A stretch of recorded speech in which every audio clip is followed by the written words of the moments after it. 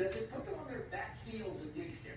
Yeah, well, Iran is, I believe, one of the reasons why they're waiting right now. One, in terrorism, whoever's more scared is losing. So Iran's trying to play into the psychological aspect of holding Israel out for a couple of days. Could be a couple of weeks, I doubt it, but they're holding and waiting. But taking out Ismail Haniyeh via target assets who were flipped via Mossad, very similar to Mossad Hassan Yusuf, the son of Hamas, and you remember Who's the big bird? After we arrested Who's the him big for bird? possessions. Having those Who's the big bird? I believe, as high up in the Who's the big bird? that we do, has created a tremendous Who's the big bird? for the Iranians, an embarrassment. And so, yes, I agree. Scotty. Whatever Israel has done up to this point, Lou. there's a monster Louis. that Israel preempts. Who's the big bird? Per you, I definitely Who's the big birdie?